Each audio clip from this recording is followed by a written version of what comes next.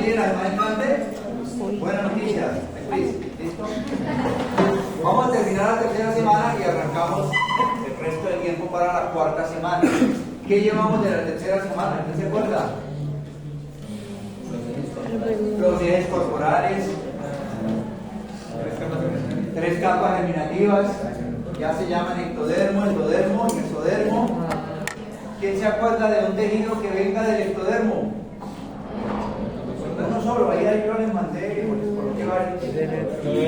Piel, órganos de los sentidos, el mesodermo, aparato reproductor, músculos, vasos sanguíneos, sangre, ¿listo?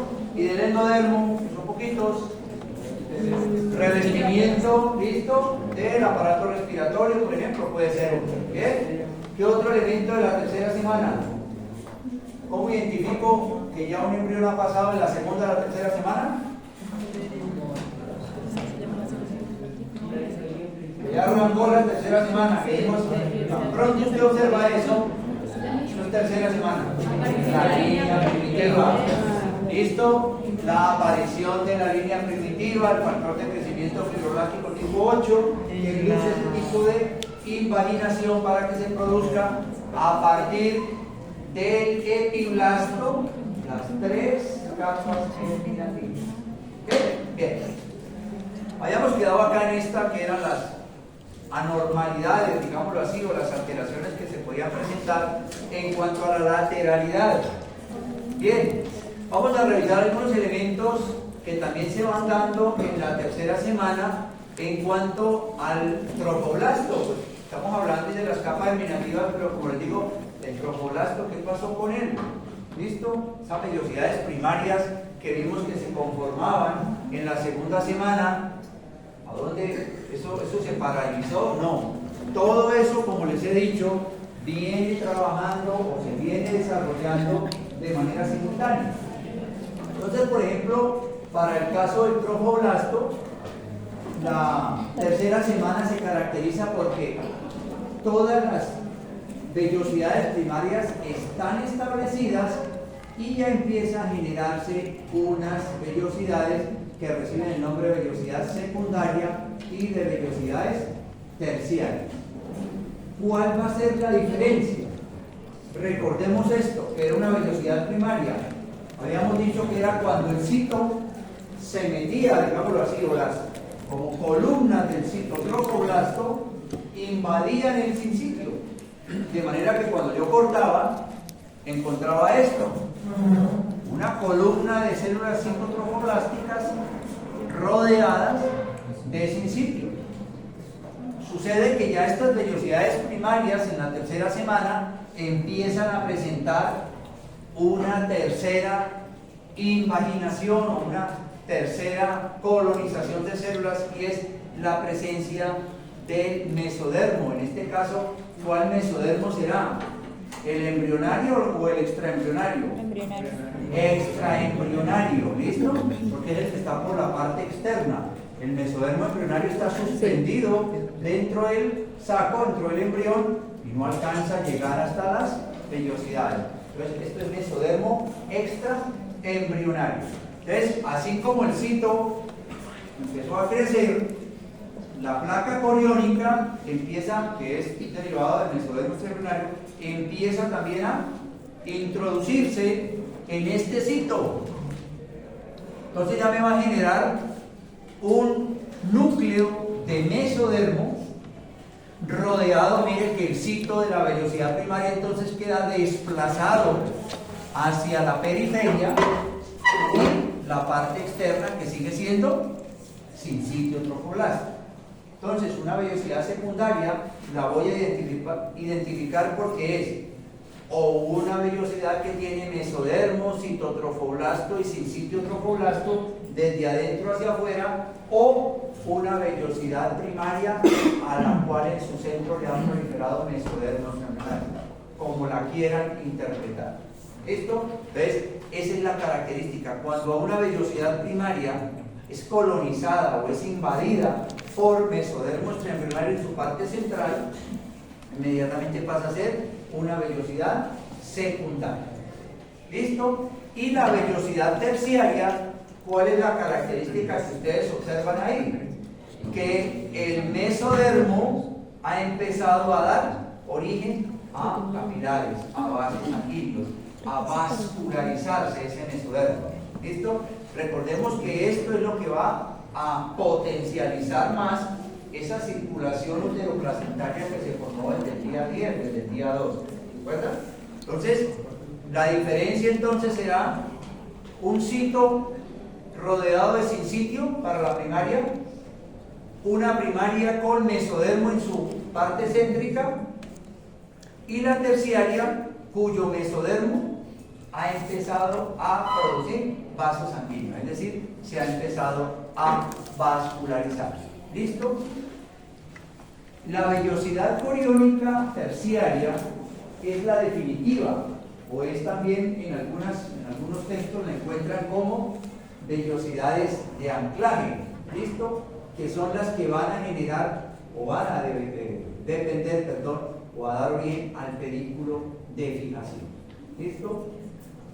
Adicionalmente, el citotrofoblasto penetra el sincitio hasta alcanzar el endometrio materno y me va a generar una estructura que recibe el nombre de capa citotrofoblástica externa. ¿Listo?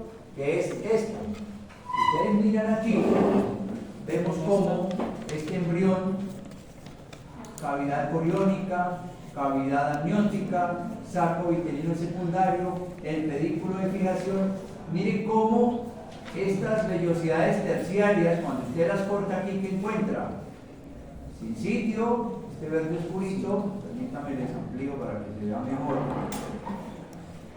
Pero lo que veíamos, esto es sincitio, ¿listo? Cito y mesodermo por dentro, ¿listo? Y miren que ya aquí, ¿por qué decimos que son vellosidades terciarias? Porque tienen capilares, y ven estas estructuras que van formando, esta es la placa coriónica que habíamos dejado. Esto es mesodermo extraembrionario, ¿listo? Y el mesodermo extraembrionario también se va adelgazando. Vamos un poquito más esto acá.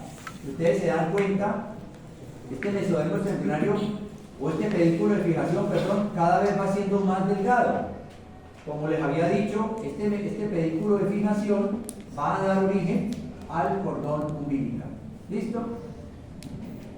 La capa citotrofoblástica es esta que ustedes están pudiendo observar acá, que les mencionaba, que es la que está rodeando todas estas estructuras y que va a estar en contacto directo con el endometrio materno. De esta otra lámina, que es la que nos falta aquí, ¿listo? Vemos ya una vellosidad terciaria completamente conformada. Volvemos a lo mismo, sincitio, cito, mesodermo y ya unos vasos sanguíneos, pues que miren, ya están generando una comunicación arteriovenosa. ¿Listo? En estas estructuras, ¿y aquí qué hay? Sangre materna, que son los espacios intervellosos. Recordemos, el intercambio de oxígeno, el intercambio de nutrientes va a tener que darse desde la sangre materna hacia el capilar que va a llevarle la nutrición al embrión. Si ustedes se pueden dar cuenta qué tan fácil o qué tan viable es el proceso de intercambio gaseoso o de nutrientes en estos momentos. Fácil, difícil, más o menos. Que algo llegue de aquí hasta aquí. Miren lo que tiene que atravesar. 1, 2, 3, casi, y el endotelio del vaso del capilar, casi 4 capas.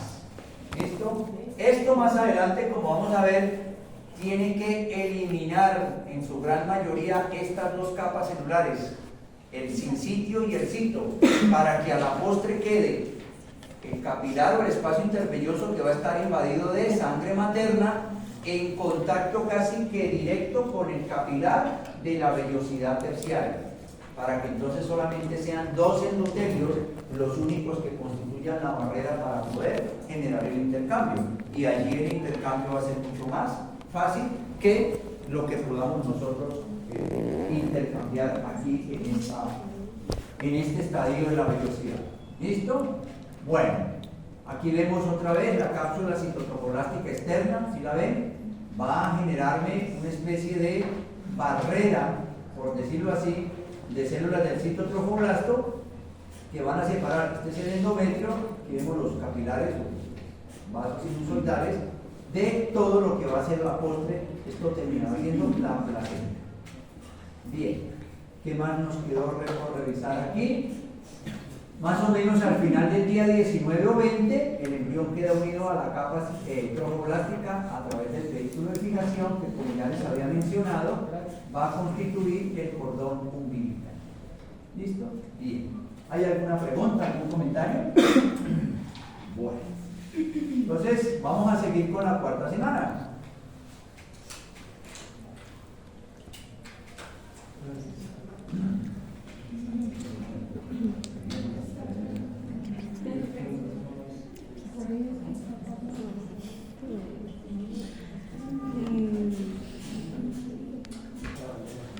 Casi que, como pueden darse cuenta ahí, en la gran mayoría de los textos la ubican o la incluyen hasta la octava semana.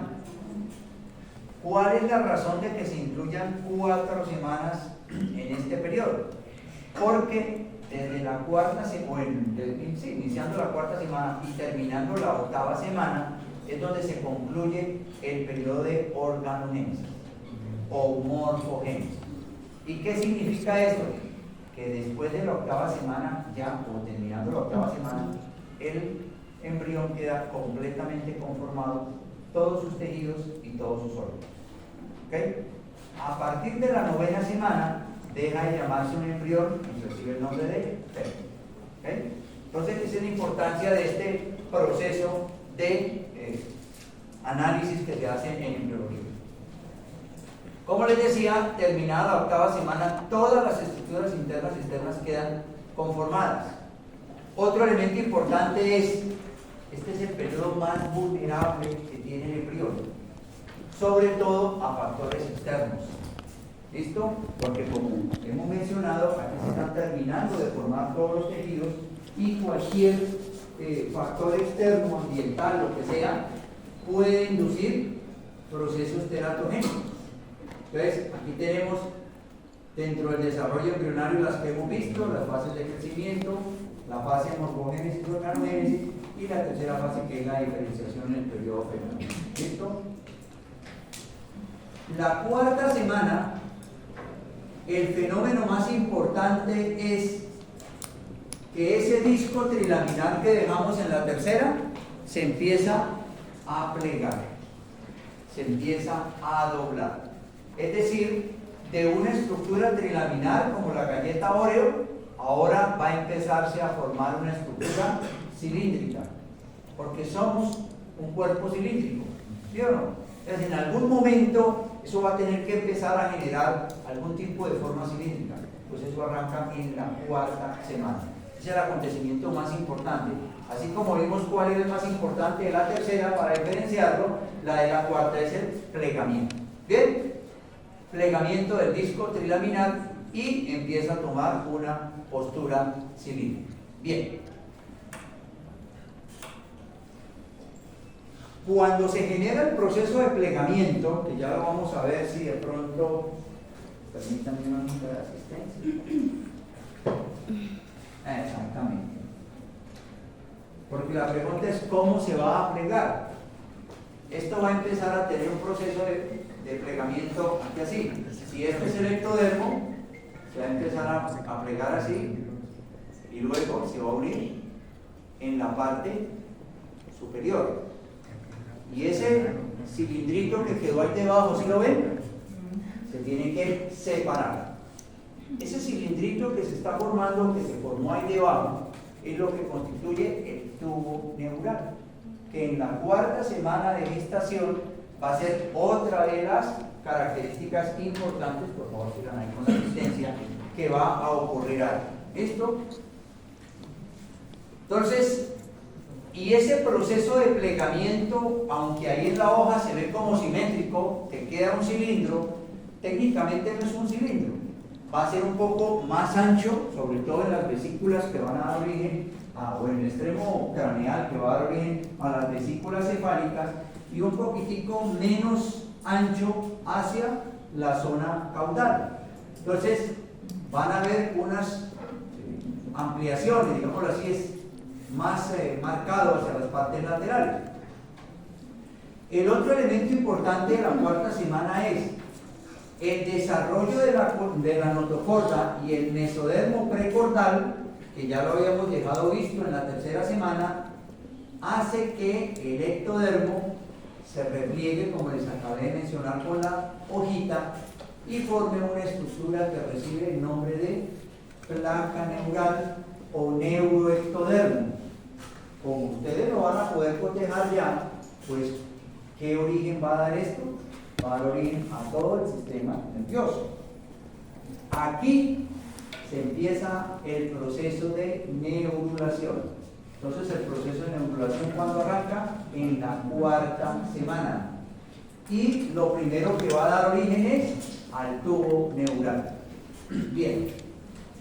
Así como hemos visto el plegamiento de la tercera o del epiblasto para dar origen a las otras capas, aquí vemos que nuevamente el factor de crecimiento fibroblástico, aquí ya se incluyen varios, no solamente el 8, que fue el que vimos en la tercera semana, sino el 7 y el 4, junto con la inhibición de la proteína morfogenética tipo 4, son los que se van, o son los responsables de la ventralización o la desplazamiento hacia adelante de ese ectodermo que, como vimos, va a formarnos la estructura que recibe el nombre de placa neural.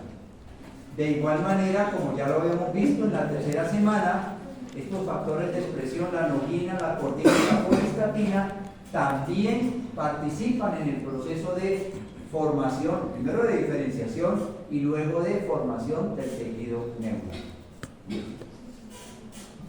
A medida que la placa neural se va alargando, los bordes laterales forman unas estructuras que reciben el nombre de pliegues neurales, y en la parte que queda contenida en la zona media recibe el nombre de surco neural. Entonces vamos a mirar eso en qué consiste. Aquí lo tenemos. Este es un embrión de 19 días que, como observamos, se empieza a plegar desde los lados a tratar de pegarse por el centro. ¿Listo? Aquí vemos la placa neural. Estos van a ser los rebordes neurales. ¿Listo? Y vemos que el proceso, como les decía, no es simétrico. Vemos que es mucho más ancho, o que nos va a quedar un cilindro con una cabeza mucho más ancho arriba, que es donde van a quedar las vesículas cerebrales, y un poquitico más ancho, pero no tan ancho como arriba, en la parte caudal. Aquí vemos el nodo primitivo, la línea primitiva, y vemos cómo el de las partes laterales se empieza a levantar para unirse en la línea media. Aquí esta lámina nos permite observar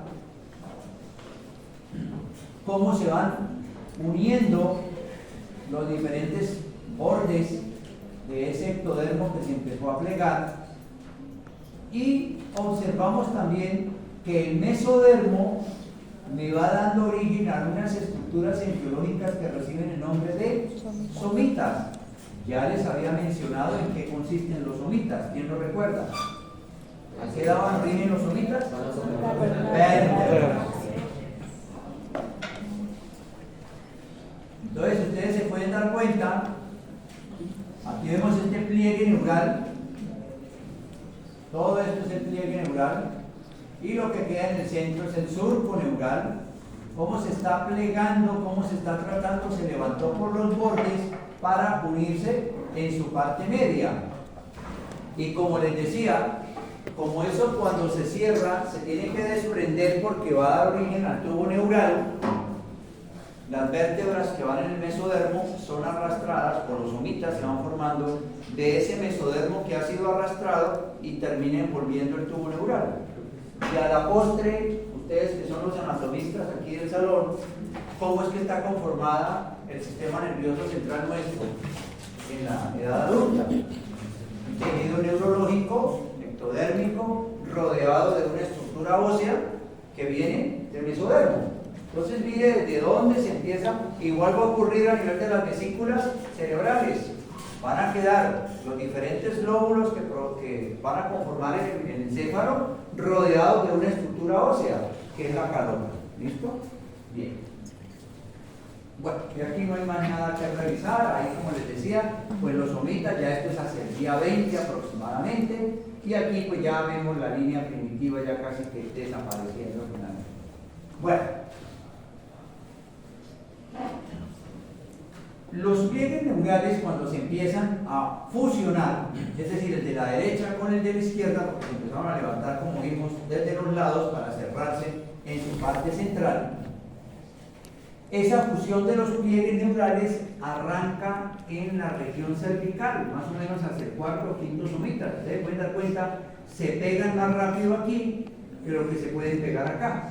Entonces, más o menos en este punto, aquí estaríamos hablando de lo que a futuro va a ser la región cervical, que equivale a más o menos al cuarto o quinto somita. Y va a empezar a cerrarse de cefálico a caudal. Va a empezar como un cierre, como una cremallera, a cerrarse arriba hacia abajo. A medida que se va fusionando cada uno de estos pliegues neurales, en ese sentido, de cefálico a caudal, se empieza a generar el tubo neural, que como les decía, fue ese repliegue que, como les mostraba con la hoja de asistencia, queda un tubo ahí en la parte por debajo del ectodermo, que ese se tiene que despegar. ¿Listo? El tubo neural, en sus partes cefálica y en su parte caudal, van a permanecer abiertos. Si se empiezan a fusionar primero en el extremo cervical, el extremo caudal va a dejar una abertura y el extremo cefálico va a dejar otra. El extremo cefálico, la abertura que queda hacia el extremo cefálico, recibe el nombre de neuroporo anterior o craneal, y hacia la parte caudal recibe el nombre de neuroporo posterior. Estos neuroporos se cierran aproximadamente en su totalidad, los dos, hacia el día 28, entendiéndose que el primero que se cierra es el neuroporo anterior, que se cierra aproximadamente hacia el día 25. Hacia el día 25 se ha establecido que aproximadamente ya están conformados unos 20 somitas, mientras que hacia el día 28 se cierra el neuroporo posterior, que aproximadamente corresponden a 25 somitas.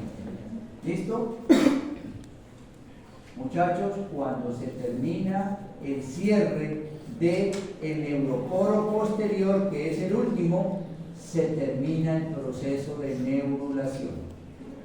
¿Cuándo empezó el proceso de neurulación?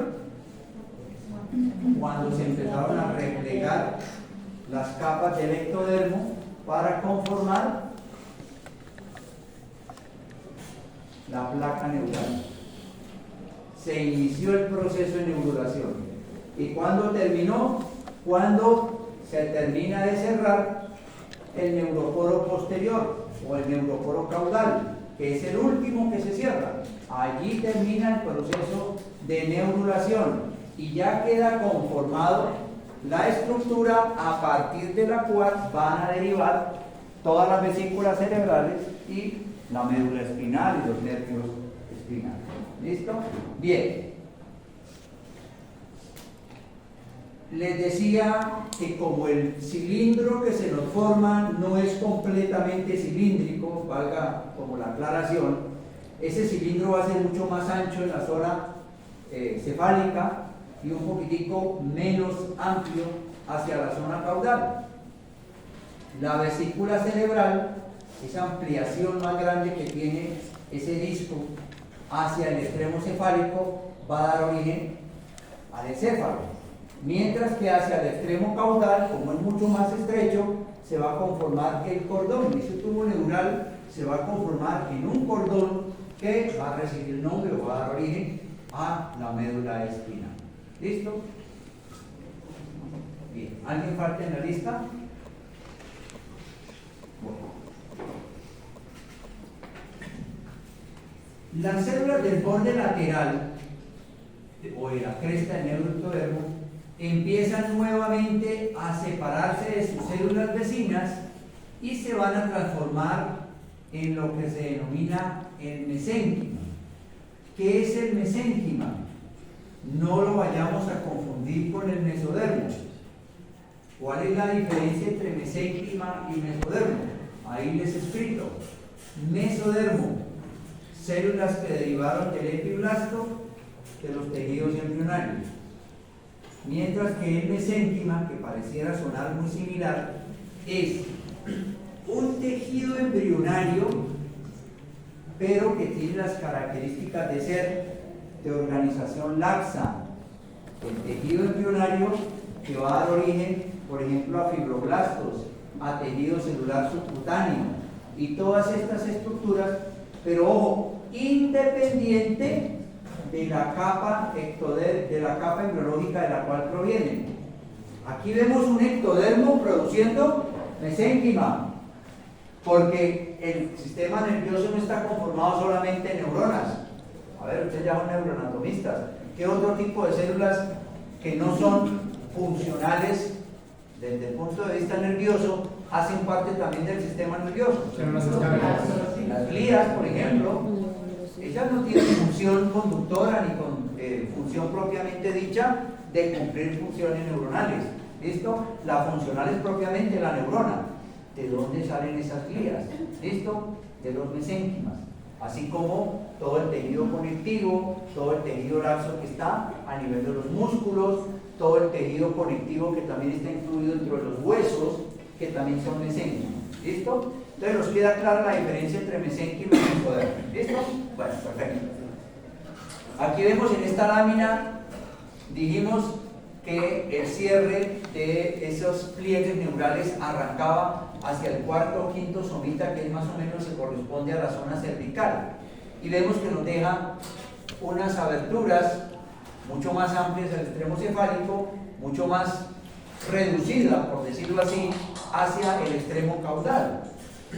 El extremo cefálico, esa abertura recibe el nombre de neuroporo anterior, ya lo habíamos dicho, que se cierra más o menos ¿en qué día? 25. Y hacia abajo encontramos el neuroporo, aquí está mejor, mucho más claro. Vemos cómo se empezó a cerrar de cefálico a caudal, como cuando uno va a un cierre o cierra algo, listo, en ese sentido. Nos queda el neuroporo anterior y el neuroporo posterior. El neuroporo anterior cerrándose hacia el día 25 aproximadamente y el neuroporo posterior cerrándose unos 3 días, aproximadamente 28 días. ¿Listo? Si ustedes miran estas imágenes que nos están mostrando acá, ya nos van dando una idea de cómo se está conformando ese sistema nervioso. Vemos acá cómo los somitas ya nos dan una idea de lo que va a ser a futuro cada una de las vértebras. Bien, aquí lo tenemos. Más o menos una vista lateral a los 25 días ya se terminó de cerrar el neuroporo anterior y el neuroporo posterior que se termina de cerrar aproximadamente a los 28 días. Vemos ya cómo también se está observando un plegamiento después de que se cierran los neuroporos, un plegamiento anterior. ¿Listo? Si ustedes ven, cuando esto se cierra por completo, termina de formarse ya esa estructura cilíndrica a partir de la cual pues ya se va a poder encontrar un parecido un poco mayor a una estructura embrionaria o fetal más cercana a la que vemos posteriormente. Miren en su cara anterior que encontramos, hacia acá estará el saco vitelino, hacia acá estará el saco amniótico o la cavidad amniótica. Miren lo que está ocurriendo con el saco vitelino. El saco vitelino, yo alguna vez les dije, eso tiene que desaparecer, porque ustedes se han dado cuenta, pues cuando un niño nace está desenvuelto en el saco amniótico. Y entonces, ¿qué pasó con el saco vitelino que aparecía por allá? ¿Eso para dónde agarró? Pues eso tiene que introducirse dentro de la cavidad abdominal. Ustedes pueden ver aquí la conexión con el saco vitelino. Aquí vemos parte del borde del ángulo que empieza hacia allá.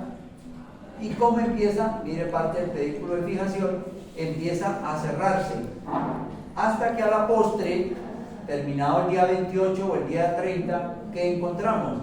Ese embrión está conformado por unas estructuras hacia la parte cefálica, que son las vesículas cefálicas. Vemos los arcos faríngeos, vemos la placoda del cristalino, la placoda ótica, vemos ya todo el cierre. Si se dieron las condiciones adecuadas, pues se cierra adecuadamente ese tubo neural.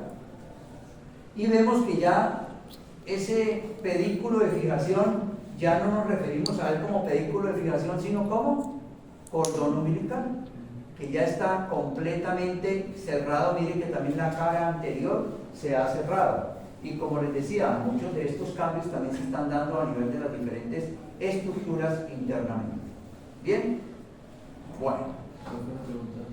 Las dos placodas funcionan ahí en la región superior que acá en la oreja.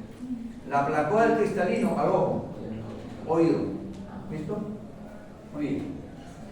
Aquí está cómo es el proceso de separación o de formación del tubo neural. Ya lo habíamos visto, que ahí por eso les mostré en la hojita cómo el plegamiento de este ectodermo, que aquí lo ven de color azul, sigue la misma convención, el mesodermo de color salmón y el endodermo de color amarillo. ¿Listo? Miren cómo el plegamiento de la cresta neural termina de conformar por completo el tubo neural. Y hay que dejar claro una cosita. Estas crestas neurales, cuando se cierran acá, dejan esta estructura que ustedes ven acá, que recibe el nombre propiamente de cresta neural cuando se separa. ¿Cuál va a ser la función de esa cresta neural? Ustedes pueden darse cuenta que empiezan células de esa cresta neural a migrar hacia las diferentes partes. Unas van a tener una migración mucho más dorsal, mucho más paralela a ese ectodermo, mientras que las otras van a tener una migración mucho más anterior, mucho más ventral. ¿Cuál es el objetivo de eso? La migración más dorsal a través de la dermis van a formar básicamente melanocitos y folículos pilosos. ¿Listo? Y a nivel ventral, miren, entonces van a formar los ganglios de la raíz dorsal y todos los ganglios de las diferentes estructuras del sistema simpático y parasimpático en los diferentes tejidos. Por eso nosotros encontramos tejido neuronal en intestino. Pero ¿cómo Claveres llegó eso allá? Pues obviamente por esa migración, pero ojo, mire que no migró el tubo neural. El tubo neural se separó por completo y esta cresta neural, que eran estas estructuras de acá, fueron las que migraron para generar todos los ganglios simpáticos o toda la cadena simpática, todos los ganglios que vamos a encontrar a nivel de las diferentes estructuras, que son estructuras nerviosas. ¿Listo? Miren aquí otro elemento importante que les quiero llamar la atención. Esto es cortando ese embrión cilíndrico de manera transversal. Vemos acá esta estructura, el revestimiento del tubo digestivo, que es endodermo. Si lo ven de color amarillito, y el resto de estructuras provenientes del mesodermo. ¿Okay? Bien. ¿Quién es el causante de este proceso de diferenciación ahora que ocurre en el tubo neural? La notocorda. ¿Listo? Sigue siendo, y como le digo, pues cuando uno puede revisar la embriología por sistema, pues puede revisar los detalles un poco más precisos de ese proceso de diferenciación, pero pues acá por cuestión de tiempo no tenemos, no podemos hacerlo. Miren que a nivel del cuello y de la cara, también desde esa pliegue neural empiezan a migrar todas las estructuras que van a conformar los diferentes órganos de los sentidos a nivel de la cara anterior. ¿Listo? Que son los famosos arcos faríngeos. ¿Ok? Ustedes se dan cuenta, ¿cómo explico yo que los ojos, que la nariz, que el olfato, que la lengua queden en la parte anterior? Si supuestamente la parte ectodérmica quedaba cerrada aquí. Tuvo que existir algún proceso de migración desde la parte posterior hacia la parte anterior, como veíamos, o como se pueden observar en estas flechitas, para que se generen todas las estructuras que de una u otra manera conforman los órganos de los sentidos y que están casi en su gran mayoría a nivel anterior. Bueno, aquí tenemos esta lámina que la encuentran ustedes en su texto, que nos resume algunas de las estructuras que van a derivar de la cresta neural, específicamente, no solamente del ectodermo, de esta estructura, ¿verdad? De estas estructuritas. ¿Cuáles son? Tejido conectivo y huesos de la cara y el cráneo. ¿Listo? Ganglios de los nervios craneales, células C de las glándulas tiroides, sabique troncoconal del corazón, odontoblastos, dermis de la cara y del cuello, los ganglios espinales, ya también los hemos mencionado en la lámina, ganglios de la cadena simpática y preaórticos, ganglios parasimpáticos, médula suprarrenal. Recordemos, la médula suprarrenal es tejido nervioso, está ubicado a nivel en el polo superior del riñón. Células de Schwann, células de la glía, meninges, melanocitos y células del músculo liso para los vasos de la cara y del progencéfalo. Esos son derivados de la cresta neural. ¿Listo? En términos generales, del ectodermo, ojo, del ectodermo, esto es de específicamente de la cresta neural, del ectodermo, como ya habíamos mencionado en la clase anterior, es lo que nos da origen a los órganos y las estructuras que nos van a mantener en contacto con el mundo exterior. Sistema nervioso central, periférico, órganos de los sentidos, epidermis, pelo, uñas, glándulas subcutáneas, glándulas mamarias, glándula hipófisis y esmalte de los dientes. Serían las estructuras más sobresalientes de ese ectodermo. Bien. Y aquí pues ya hemos mencionado algunas de estas correlaciones cuando hablamos la clase pasada, algunos defectos en el cierre del tubo neural. La anencefalia, que es la alteración o algún daño que se produce con el cierre del neuroporo anterior o el cierre craneal del tubo neural. Aquí lo podemos ver. O la espina bífida, que sería el neuroporo posterior, que es el cierre a nivel del extremo caudal de ese tubo neural. Bien. ¿Hasta ahí hay alguna pregunta? Bien. Derivados ahora del mesodermo. Acabamos de revisar los primeros derivados del ectodermo y de la cresta neural. Ahora vamos a ver, como les decía, y qué está ocurriendo en ese mesodermo. Porque así como vemos todos estos cambios, a nivel del mesodermo también se van generando cambios en ese sentido. Entonces, simultáneamente a lo que estaba ocurriendo, mire, ¿esto cómo se llama? No, esta partecita que es característica de la cuarta semana.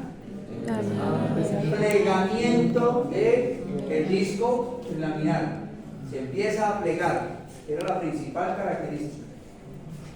Mire que cuando él se empieza a plegar, yo les decía, él también jalona, él también tracciona el mesodermo. Y aquí vemos que el mesodermo empieza a tener como que se lleva la misma forma o en la misma dirección. Y vamos a observar fácilmente entonces que dentro de los cambios que se observan en el mesodermo, vamos a tener un mesodermo muy cercano aquí al tubo neural. Miren cómo se va formando el surco, las crestas neurales, y esto es el tubo neural. Y miren cómo el mesodermo, que dijimos que es lo que va a formar los somitas, constituían las vértebras y van llevando, mírenlo acá, el somita conformando esa estructura. Este mesodermo embrionario, que no lo llamamos propiamente así, decíamos que se transformaba o se clasificaba en 3 tipos de mesodermos. ¿Quién lo recuerda? El que estaba cerca al centro, sí, ahorita hablamos de eso, está en otra clasificación muy válida, Pedro, pero en cuanto a ubicación solamente, con respecto al eje. El cercano al eje, que recibía el nombre mesodermo paraxial, que si ustedes se van a dar cuenta es este que ustedes ven aquí. Este es el mesodermo paraxial y es el que va a dar origen a los somitas. Ojo, ¿listo? El mesodermo paraxial. El que quedaba aquí en la parte intermedia, pues intermedio, y el lateral que se unía al mesodermo extraembrionario, que aquí lo vemos fácilmente identificable, mesodermo lateral. Bien, bueno, mesodermo paraxial hacia el centro, mesodermo lateral y el mesodermo intermedio. El mesodermo lateral, este pedacito de aquí, este que está aquí, lo ven. Si ustedes se dan cuenta, se adelgaza y se fusiona con el mesodermo extraembrionario. Este mesodermo extraembrionario, ¿lo ves? Este de acá. Y este es el mesodermo lateral, mesodermo intermedio y mesodermo paraxial. Va a tener dos direcciones. Uno que va a envolver la cavidad amniótica, este que ustedes ven acá, esta capa o esta lámina superior, y el otro, o la lámina inferior, que va a envolver el saco vitelino. El que envuelve la cavidad amniótica recibe el nombre de somático o parietal, mientras que el que está envolviendo el saco vitelino recibe el nombre de esplácnico o visceral. Y ahí entonces yo vuelvo y les pregunto, ustedes dentro de su proceso de anatomía, de pronto no sé si ya han revisado tórax y abdomen. Bueno, en el tórax, recuerden que el tórax tiene una característica igual que el abdomen, que es para mantener unidos el pulmón a la reja costal, tiene que haber una adecuada unión entre dos estructuras que reciben el nombre de pleuras. Una pleura parietal y una pleura visceral. ¿Listo? Si ustedes se dan cuenta, ya me empiezan a surgir desde el punto de vista embrionario estos temas. Oiga, la parietal y la visceral. Igual vamos a ver con el peritoneo. Va a tener una característica o una connotación muy similar. Y esto es en virtud a que sea que provengan del mesodermo somático parietal, es decir, el que estaba en contacto con el amnios, que al final va a ser el que quede externo. Ah, sí, es el que está contra la pared de la reja costal, que es la parte más externa. Ajá, ya le encuentro algo de lógica. Mientras que el visceral es el que queda dentro de la víscera, va a haber pleonasmo, claro, porque se ha introducido, porque este saco vitelino, mire, se empieza ahorita a estenosar acá y se introduce como intestino. Ah, ahora sí entiendo por qué recibe el nombre de mesodermo visceral o parietal o pleura parietal o pleura visceral, por la procedencia embriológica que tienen estas estructuras. Bien, entonces aquí vemos cómo entonces este es el mesodermo parietal y este es el visceral. Aquí desde ya vemos qué está ocurriendo con el saco vitelino. Vemos que el saco vitelino se empieza a estrechar y ustedes recuerdan esto que yo les dije, mire, esto amarillito es endodermo y este saco vitelino tiene que desaparecer. Y si ustedes se acuerdan acá, mire dónde termina. ¿Y lo ven? Tiene que meterse, perdónenme el término que utilizan, tiene que ser absorbido, ¿listo?, por la cavidad abdominal y obviamente pues parte de la torácica dependiendo del nivel en el cual estemos trabajando. ¿Listo? Y esto finalmente queda recubierto por esto. Hagamos de cuenta que va a ser todo esto. Se cierra la pared anterior del embrión y al final, ¿qué quedó arriba? Solo en la cavidad amniótica envolviendo a todo el embrión. ¿Listo? Nos quedó claro entonces cómo aparecieron y cómo desaparecieron todo este poco de cavidades para que al final solamente quede la cavidad amniótica. ¿Listo? Bien. ¿Qué más nos queda revisar de acá? No, de aquí no queda ya nada más. Seguimos. Aquí hay alguna lámina también que les traigo una información que también la edad gestacional la pueden identificar pues los radiólogos dependiendo del número de somitas. Más o menos se tienen extrapolados que si se logran identificar 4 somitas es porque ese embrión tiene aproximadamente 20 días. Y así sucesivamente, a medida que van aumentando, la idea es que al mes de gestación, más o menos se tengan 34, 35 somitas. ¿Cuántas vértebras tenemos? Es que son 34 a 35. Dependiendo porque a veces son. ¿Listo? 33 vértebras. ¿Listo? Algunas se fusionan, obviamente, más o menos tienen que coincidir con el número de somitas para que se conformen este tipo de estructuras. Bien. Finalmente, para dejar aquí, ¿de dónde provienen los somitas? Ya dijimos que provienen de mesodermo. Mesodermo embrionario, el mesodermo paraxial, muy bien, se acordó allá. Ese mesodermo paraxial, para que dé origen a una vértebra propiamente dicha, va a tener que empezar a hacer o a producir una serie de cambios en su ubicación. Y es que al comenzar la 4ª semana, esas células mesodérmicas van a cambiar de posición y van a envolver el tubo neural. Desde aquí ya podemos nosotros observar cómo empiezan a envolver el tubo neural. ¿Listo? Es decir, que si usted me está diciendo que estos son los somitas y que de aquí va a surgir la vértebra, este somita tiene que posteriormente comunicarse con este, ¿sí o no? Y anteriormente este cuerno comunicarse con este otro, para que efectivamente la médula quede contenida dentro de la vértebra, porque es lo que al final tiene que quedar. ¿Listo? Entonces vemos cómo esas células empiezan a circundar, empiezan a envolver el tubo neural y a la notocorda.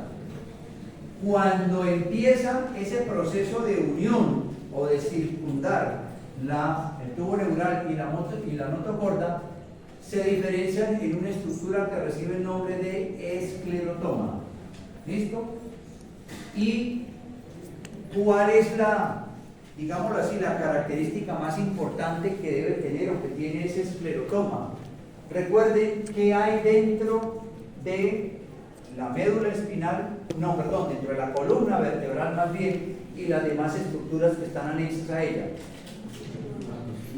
Hay tejido óseo, ¿qué más? Tejido cartilaginoso y tejido muscular. ¿Listo?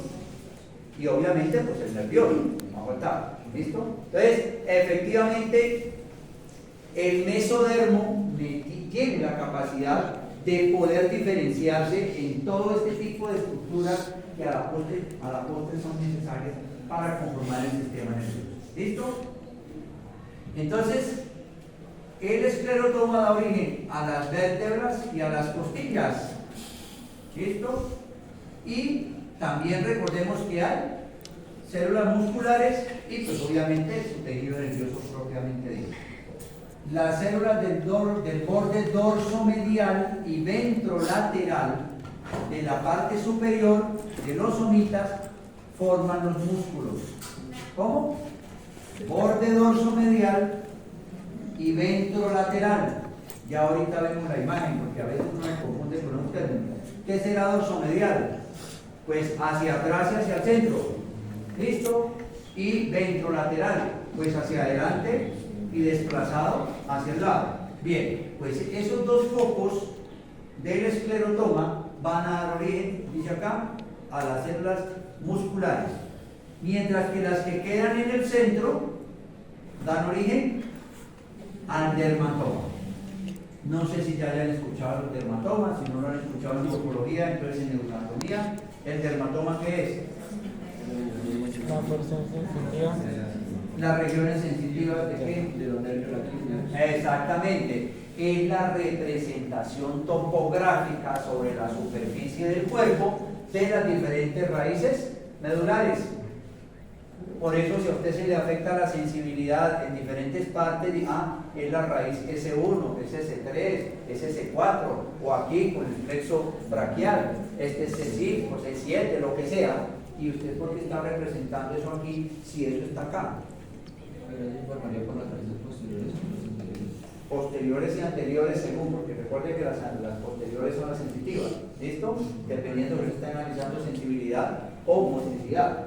Pero la pregunta es, ¿cómo termino yo aquí representando, yo no sé, ustedes son los expertos, C7, C4, C5 en la mano?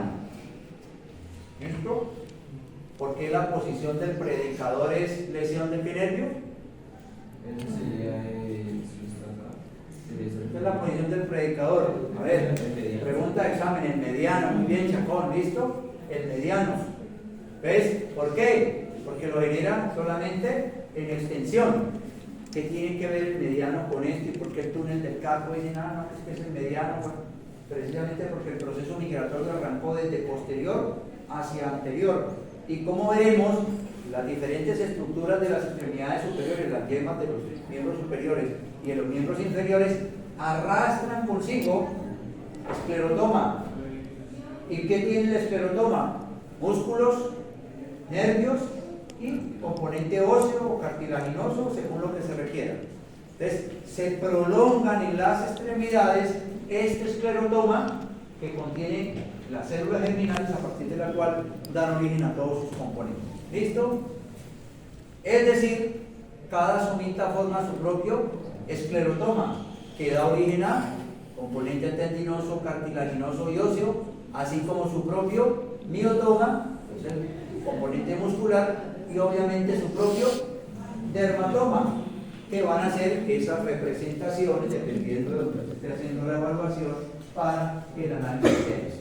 ¿Listo? Dejemos hasta ahí, son las 11, no revisamos esta lámina de evaluación.